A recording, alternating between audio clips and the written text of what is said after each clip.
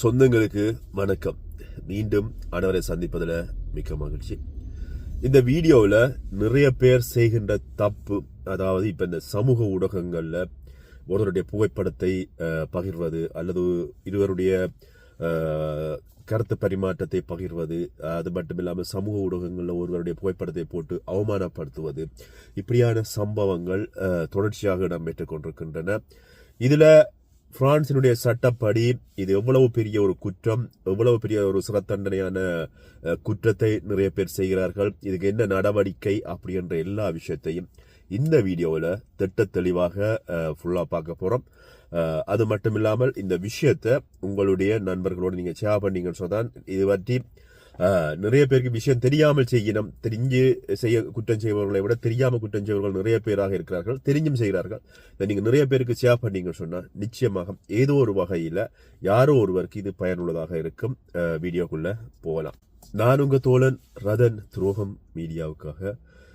என்னுடைய சேனலை புதிதாக வருவாங்க, என்னுடைய சேனலை சப்ஸ்கிரைப் பண்ணுங்க, லைக் பண்ணி கமெண்ட் பண்ணுங்க. நான் பகிர்கின்ற கருத்துக்கள் பற்றிய அல்லது நான் பகிர்ந்த வீடியோக்கள் பற்றிய உங்களுடைய கருத்துக்களை என்னோட பகிர்ந்து கொள்ளுங்க. இது உங்களுக்கு பிரயோசனமாக இருக்கா, தகவல் கூடுதலான தகவல் தேவையாக இருக்கா, அல்லது தருகின்ற தகவல்கள் உங்களுக்கு திருப்தியாக இருக்கா அப்படின்றத என்னோட பகிர்ந்து கொள்ளுங்க. என்று சொன்னால் என்னுடைய வளர்ச்சிக்கு அது ஏதோ ஒரு வகையில் சாதகமாக அமையும் அப்படின்றத இந்த இடத்துல சொல்லிக்கொண்டு, சமூக வலைத்தளங்களில் இப்போ பெரிய ஒரு பிரச்சனையாக இருக்கிறது இந்த ஒருவருடைய புகைப்படத்தை அவருடைய அனுமதியின்றி ஷேர் பண்ணுறது. அது ஃபேஸ்புக்காக இருக்கலாம், இன்ஸ்டாகிராமாக இருக்கலாம், டிக்டாக்காக இருக்கலாம், அல்லது வேறு எந்த சமூக ஊடகங்கள்லையும் போயிட்டு ஒருவருடைய அனுமதி இல்லாமல் புகைப்படங்களை பகிர்றது, அல்லது இந்த வீடியோக்கள் டிக்டாக்ல எல்லாம் நீங்கள் பார்த்தீங்கன்னு சொன்னால் நிறைய வீடியோக்கள் இரட்டை அர்த்தங்கள் அல்லது முகஞ்சுளிக்கின்ற மாதிரியான பேச்சுக்கள், தூசணங்களால் பேசுகிறது, இப்படியான ஒலிப்பதிவுகள் உள்ள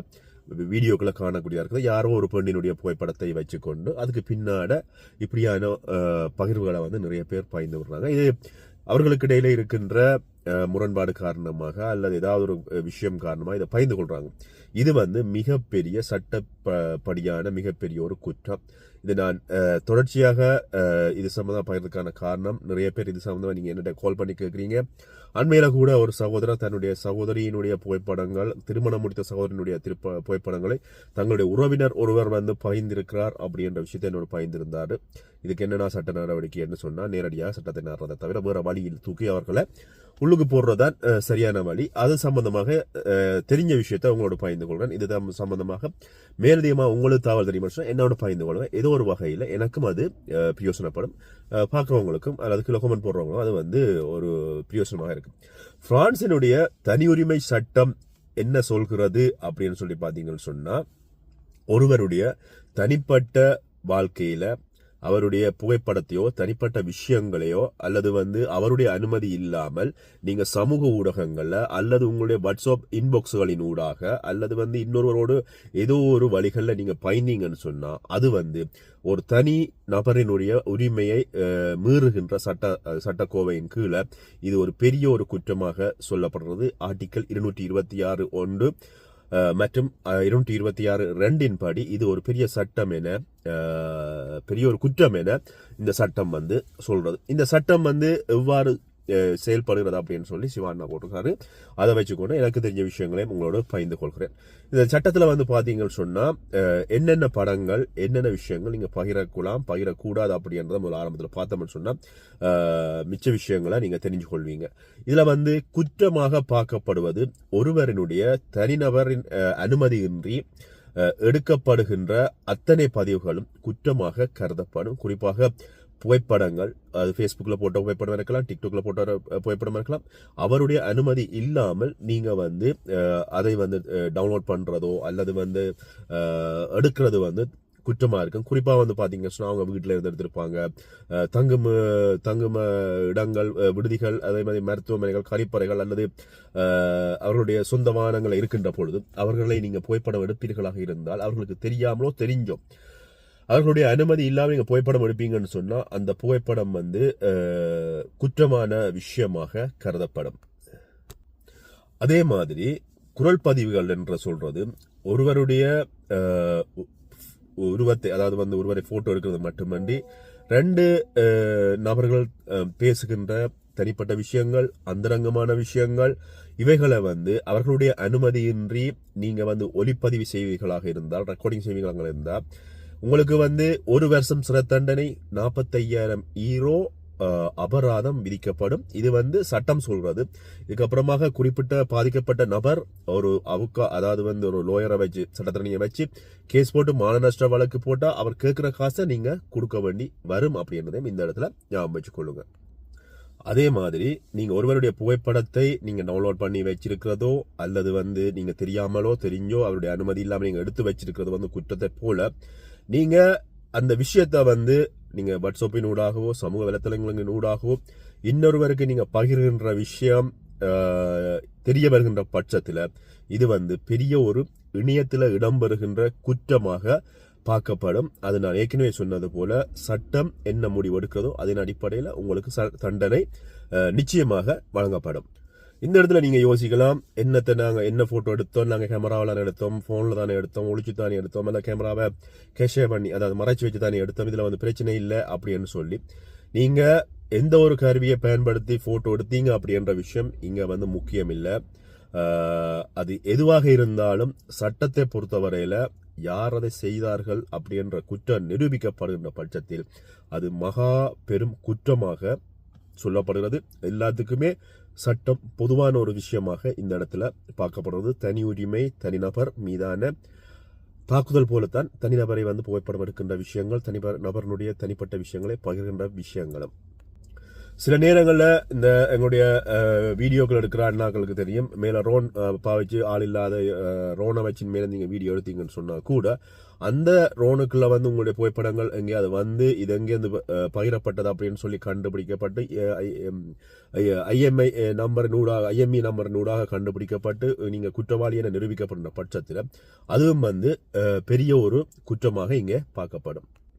இந்த இடத்துல உங்களுக்கு இன்னொரு விஷயம் யோசிக்க தோணும். நாங்கள் பொது இடத்துல வீடியோ எடுக்கின்ற பொழுதோ அல்லது போட்டோ எடுக்கின்ற பொழுதோ நாங்கள் எல்லாரையும் கொமனாத்த நாங்கள் போட்டோ எடுக்கிறோம் அப்படின்ற பொழுது அது வந்து நீங்கள் பொதுவாக போட்டோ எடுக்கிறதாக இருந்தாலும் அதுக்கு சட்டத்தில் வந்து யாராவது வழக்கு போட்டால் தண்டனைக்குரிய குற்றமாகும்.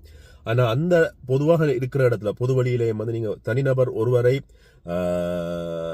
சூம் பண்ணி அவரை மட்டும் நீங்க கூட்டத்தோட வச்சுக்கொண்டு அவரை மட்டும் சூம் பண்ணி எடுப்பீங்களாக இருந்தா இதுவுமே வந்து பாத்தீங்கன்னா சொன்னா பெரிய ஒரு குற்றம் என பிரான்ஸ் சட்டம் சொல்கிறது. அதுவும் வந்து பிரான்ஸ் சட்டத்தை மீறுகின்ற விஷயம் அப்படின்றதும் வந்து அவர் வந்து தனக்கு இழப்பீடு கோரி மான நஷ்ட வழக்கு கோரி உங்க மீது வழக்கு தாக்கல் செய்யலாம். இப்படியே இந்த விஷயங்கள் இப்படி இருக்கின்ற பொழுது சமூக வலைத்தளங்கள்ல வந்து வெளிவந்த படங்கள் ஒரு நான் வந்து போட்டோ போடுறேன் என்னுடைய வீடியோ வந்து பயிரலாம் அப்படின்னு சொல்லி சொன்னா நீங்க என்னுடைய அனுமதி இல்லாம என்னுடைய போட்டோ வந்து பயிர முடியாது. ஆனால் நீங்க ஷேர் பட்டன்ல அமர்த்தி ஷேர் பண்ணலாம். அது வந்து எந்த பிரச்சனையும் இல்லை. நீங்க என்னுடைய போட்டோக்களை எடுத்து உருவக்கேலி செய்யறது அல்லது ஏதாவது தவறான வேலைகள் செய்கின்ற பட்சத்தில் உங்க மீது வழக்கு தாக்கல் செய்வதற்கு என்னால முடியும் அப்படின்னு சட்டம் சொல்றது. ஒருவர் தன்னுடைய புகைப்படத்தை சமூக வலைத்தளங்களில் பப்ளிக்காக வெளியிட்டிருக்கின்ற பொழுது அந்த சமூக வலைத்தளங்களில் வருகின்ற புகைப்படங்களை நீங்க ஷேர் பண்ணாம நீங்க தனியா டவுன்லோட் பண்ணி அனுப்புவீங்க அல்லது வந்து உருவக்கேலி செய்யறது. நான் ஏற்கனவே சொன்னது போல இந்த டிக்டாக்ல எல்லாம் வந்து பாத்தீங்கன்னா எவ்வளவு ஆபாச வார்த்தைகள்ல பெண்களுடைய போட்டோக்களை போட்டு பின்னால ஒலி கொடுத்திருக்கும். இந்த விஷயங்கள் யாராவது செய்து அந்த ஐடி கண்டுபிடிக்கப்பட்டா இவைகளும் வந்து சட்டப்படி வந்து ஒரு குற்றமாக சொல்லப்படுறது. அது மட்டும் இல்லாமல் நீங்க ஸ்கிரீன்ஷாட் எடுத்து பகிர்வது அதுவும் வந்து பாத்தீங்கன்னு சொன்னா பிரான்சினுடைய சட்டத்தை மீறுகின்ற செயல் அப்படின்னு சொல்லி சொல்லப்பட்டிருக்கிறது. ஒருவர் வந்து பொது வழியில ஒரு படத்தை வந்து வெளியிடுகின்ற பொழுது அதை தரவிறக்கம் செய்கின்ற பொழுது நீங்கள் அவருடைய அனுமதி இல்லாமல் தரவிறக்கம் செய்தால் அது வந்து சட்டவிரோதமாக பார்க்கப்படுகிறது. அது மட்டும் இல்லாமல் அந்த புகைப்படங்களை பயன்படுத்தி போலி முகநூல் கணக்குகள், போலி டிக்டாக் கணக்குகள், போலி இன்ஸ்டாகிராம்கள் நீங்க ஓபன் பண்ணுவீங்கன்னு சொன்னா அதுவும் வந்து சட்டப்படி மிகப்பெரிய குற்றம். இந்த புகைப்படத்தை வந்து நீங்க ஒரு வணிக நோக்கத்துக்காகவோ அல்லது விளம்பரத்துக்காகவோ அவருடைய அனுமதியின்றி பயன்படுத்துவீங்கன்னு சொன்னா அதுவும் வந்து சட்டப்படி குற்றமாக சொல்லப்படுறது. அது மட்டும் இல்லாமல் குறிப்பிட்ட நபரை கேலி செய்யும் விதமாக அல்லது அவருடைய நற்பெயருக்கு அல்லது அவருடைய நன்மதிப்புக்கு நீங்கள் தீங்கு விளைவிக்கின்ற வகையில இணையத்தில் அவதூறு பரப்பீங்கன்னு சொன்னா உங்க மீது சட்டம் உடனடியாக பாயும். பிரான்சினுடைய சட்டப்படி ஒருவரை வந்து நீங்க உருவக்கேலி செய்வதோ அல்லது அந்த அவருடைய தனிப்பட்ட விஷயங்களை வெளியிடுவதோ வந்து உங்களால் முடியாத ஒரு விஷயம். அது வந்து அவருடைய தனிப்பட்ட சொத்தாக பார்க்கப்படுறது. அதனால அது எந்த இடமா இருந்தாலும் சரி, எந்த சூழலாக இருந்தாலும் சரி, சம்பந்தப்பட்ட நபரனுடைய அனுமதியை பெறாமல் அவருடைய புகைப்படத்தை பதிவு செய்வதோ பரப்புவதோ சட்டத்தின் பிடியில நீங்க சிக்க வைக்கின்ற மிகப்பெரிய ஒரு ஆபத்தா இருக்கு. இதை வந்து நிறைய பேர் சமூக வலைத்தளங்களை செய்து கொண்டு இருக்கிறார்கள் அப்படின்றது புரட்சியாக வருகின்ற ஒரு குற்றச்சாட்டாக இருக்கிறது. இதுக்கு நீங்க ஈஸியான வழி, நீங்க குறிப்பிட்ட நபர் அவர் வாட்ஸ்அப்ல வந்து அனுப்புறான்னு சொன்னா அவருடைய பேரை வந்து போடாம வச்சிடுங்க. அவருடைய நம்பர் மேல விழுந்தா தானே, எந்த தொலைபேசி இலக்கத்தின் உலா போறதுன்றதுக்காக நம்பர் வந்து நீங்க பேரை பதியாம நம்பரை மட்டும் பதிஞ்சு வச்சிங்க சொன்னா மேல நம்பர் காட்டு. அதே மாதிரி டிக்டாக்ல வந்து போன்ற ஒரு போட்டோவை, ஒரு பொம்பளை பிள்ளைன்ற போட்டோவை ஒரு ஷேர் பண்ணி பிரான்ஸ்ல அநாகரிகமான வேலை செய்கிறார்கள், ஆபாச வாய்ஸ் கார்டு கொடுத்து பின்னால டிக்டாக்ல பதிவேற்றம் செய்யறாங்கன்னு சொன்னா நீங்க ஸ்கிரீன்ஷாட் எடுத்து அந்த விஷயத்தை அல்லது அந்த அந்த அந்த ஐடிக்குள்ள போயிட்டு அந்த ஐடி என்ன பேர்ல இருக்கு, என்ன மாதிரியான விஷயங்களை நீங்க வந்து சைபர் கிரைமுக்கோ அல்லது போலீஸ்ல போயிட்டு இன்ஃபார்ம் பண்ணி சட்ட நடவடிக்கை அல்லது ஒரு சட்டத்தரணி கூட சட்ட நடவடிக்கை எடுப்பீங்கன்னு சொன்னா மான நஷ்ட வழக்கு போட்டு சட்டத்தின்படி 45,000 சொன்னாலும் ஒருவேளை சிறத்தண்டனை சொன்னாலும் அதையும் மீறி நீங்க மான நஷ்ட வழக்கு போட்டு எவ்வளவு காசு நீங்க பெறணும் அப்படின்னு சொல்லி சட்டத்தரணி முடிவெடுக்கிறாரோ அந்த பணத்தையும் வந்து சட்டத்திறனிகள் பெற்றுத் தருவதற்கான வாய்ப்பு இருக்கு. நீங்க சட்டம் சரியாக இருக்கிறது, எங்களுடைய மக்கள் அதை சரியாக பயன்படுத்துறதில்ல. அண்மையில கூட ஒரு சகோதரனோட கால் பண்ணும்போது நான் சொன்ன விஷயம் இதுதான், நீங்க ஒரு நல்ல ஒரு சட்டத்தரணியை நாடுங்க. நான் இந்த இடத்தையும் சொல்றேன், தமிழ் சட்டத்திறனிகளை நம்பி போகாதீங்க. நான் கடைசி நேரத்தில் கழுத்துறது போயிடுவாங்க. நல்ல ஒரு பிரெஞ்சு பேசுகின்ற அல்லது பிரெஞ்சு நாட்டில் இருக்கின்ற அல்லது சொந்த மொழி பிரெஞ்சாக இருக்கின்ற அல்லது ஒரிஜினல் சொந்த பிரெஞ்சுக்காரனாக இருக்கின்ற ஒரு நல்ல சட்டத்திறனியை பார்த்து இந்த விஷயங்களை நீங்கள் கொடுப்பீங்களா இருந்தால் அவங்க சரியான வகையில் இவ்வாறான நடவடிக்கை எடுப்பது மட்டுமில்லாமல் குறிப்பிட்ட நபரை சிறை தண்டனைக்குள்ள அனுப்புவது மட்டுமில்லாமல் உங்களுடைய மான நஷ்ட வழக்கு போடுகின்ற பொழுது அதுக்கான எவ்வளவு பணம் பெற்றுக்கொள்ள முடியுமோ பெற்றுக்கொள்ள முடியலாம். இதை வந்து நீங்க பார்த்துட்டு கடந்து போறதை விட 4 பேருக்கு ஷேர் பண்ணுங்க. உங்களுடைய புகைப்படங்கள் கூட எங்கேயோ ஒரு இடத்துல ஷேர் பண்ணப்பட்டிருக்கும். உங்களை கூட ஒருவர் கீழே செஞ்சிருக்கலாம். உங்களுடைய புகைப்படங்களை வச்சு யாராவது ஆபாச வார்த்தைகளை பேசி டிக்டாக்ல பதிவேற்றிருக்கலாம். இவர்கள் எல்லாமே யாரோ ஒருவர்களுக்கும் பிரயோசனமா இருக்கும் என்றதன் அடிப்படையில் இந்த வீடியோ பகிர்ந்து கொள்றேன். உங்களுடைய கருத்துக்களை என்னோட பகிர்ந்து கொள்ளுங்க. இந்த வீடியோ பிரயோசனமாக இருந்தால் 4 பேரோட ஷேர் பண்ணிடுங்க. நன்றி.